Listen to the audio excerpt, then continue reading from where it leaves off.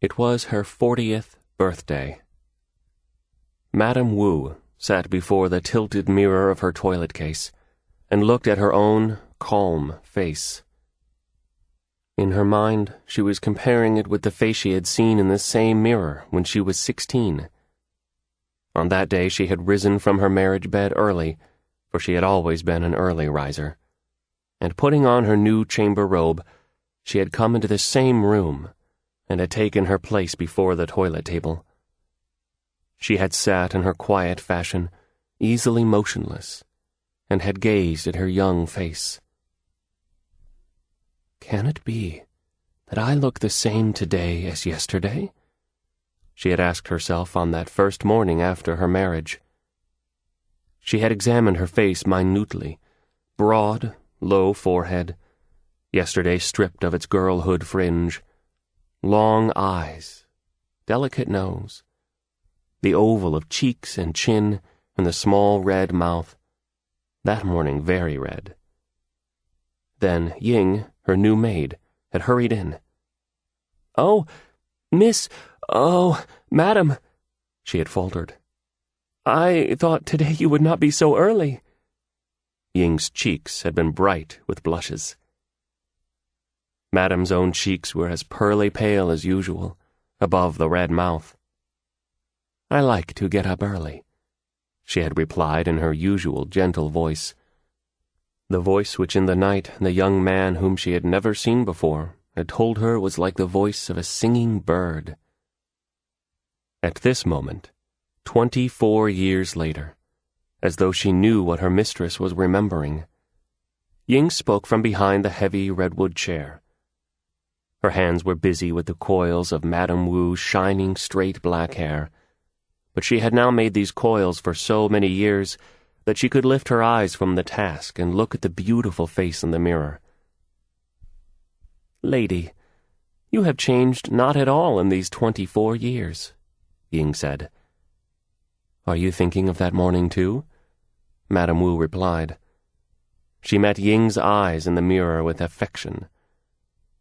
Ying had grown stout in 20 years of being married to the head cook, but Madame Wu was as slender as ever. Ying laughed loudly. "I was more shy than you that morning, lady," she said. "Ah, ya, how shy I was then. With how little cause, lady? It's only natural what goes on between men and women, but then it seems some sort of magic." Madame Wu smiled without reply.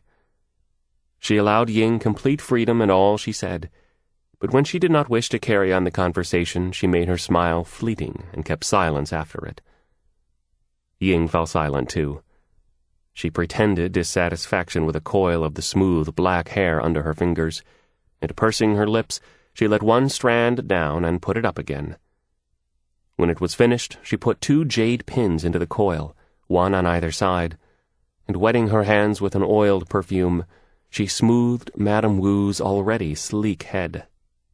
"My jade earrings," Madame Wu said in her clear, pretty voice. It was a voice so feminine that it concealed everything. "I knew you would want to wear them today," Ying exclaimed. "I have them ready." She opened a small box covered with flowered silk and took out the earrings and fastened them carefully through Madame Wu's little ears. 24 years ago, young Mr. Wu had come into this room at the exact moment when she had dressed her mistress freshly in a soft, wide-sleeved red satin coat over a pleated black satin skirt, whose panels were embroidered front and back with birds and flowers. In his hand, Mr. Wu had held this box. His handsome eyes were full of sleepy content. He had handed the box to Ying, being too well-mannered to speak to his bride before a servant. "Put these in your mistress's ears," he had said. Ying had cried out over the flawless clarity of the jade, and had held them before the bride's eyes. Those eyes had lifted to her husband for one moment, before she dropped the lids with graceful shyness. "Thank you," she had murmured. He had nodded, and then while the maid fastened them into her ears, he had stood watching. Madame Wu had seen his face in this very mirror, the handsome, full face of a willful and proud young man.